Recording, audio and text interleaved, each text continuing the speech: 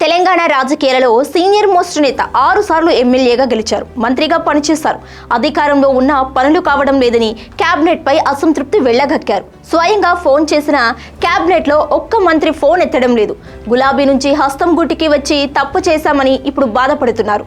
CM ముందే deputy CM Bhatti విక్రమార్కను మంత్రి పొంగులేటిని నిలదీశారు. ఈ అసంతృప్తి వెనుక ఉన్న అసలు కారణం ఏంటి? ఆయన చేసిన ఈ వ్యాఖ్యలతో కాంగ్రెస్ హైకమాండ్ లో ఎందుకు టెన్షన్ మొదలైంది అనేది ఇప్పుడు చూద్దాం.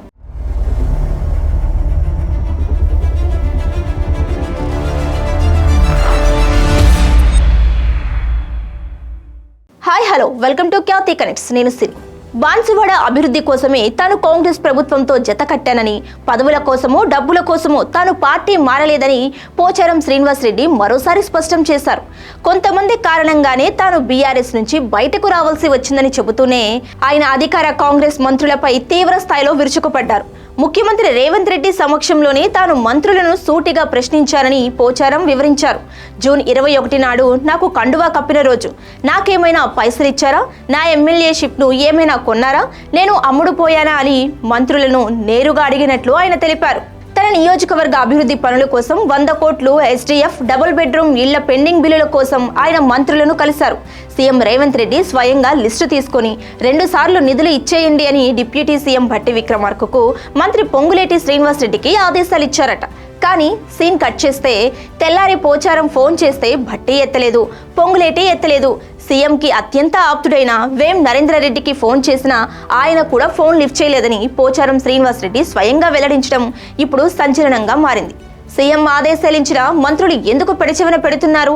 అధికార కాంగ్రెస్ లో నిధుల కొరతపై ఫైర్ అవుతూనే పోచారం శ్రీనివాస్ రెడ్డి గత ప్రభుత్వాన్ని ఆకాశానికి ఎత్తేశారు. అన్నం పెట్టిన వాళ్లను ఎప్పుడూ మర్చిపోలేను.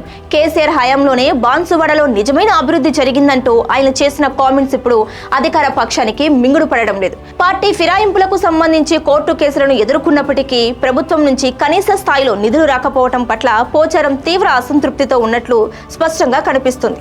ఆఫ్ ద రికార్డ్ గా చాలా మంది ఫిరాయింపు ఎమ్మెల్యేలు కాంగ్రెస్ వైఖరిపై గుర్రుగా ఉన్న పోచారం లాంటి సీనియర్ లీడర్ ఇలా ఓపెన్ గా విమర్శించడం కాంగ్రెస్ లో కొత్త ప్రకంపనను సృష్టిస్తుంది.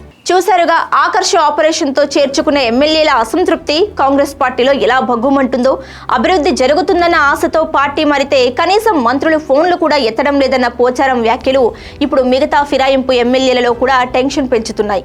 మరి సీనియర్ నేత పోచారం విమర్శలతో కాంగ్రెస్ హైకమాండ్ సీఎం రేవంత్ రెడ్డి ఎలా డ్యామేజ్ కంట్రోల్ చేస్తారు? పెండింగ్ నిధులను వెంటనే రిలీజ్ చేసి మంత్రులకు దిశానిర్దేశం చేస్తారా? లేక పోచారం వ్యాఖ్యలను సీరియస్ గా తీసుకుని సైలెంట్ అవుతారా? కాంగ్రెస్ పార్టీలో రగులుకున్న ఈ అసంతృప్తి జ్వాలలు రాబోయే రోజుల్లో ఇంకెన్ని మలుపులు తిరుగుతాయో వేచి చూడాలి.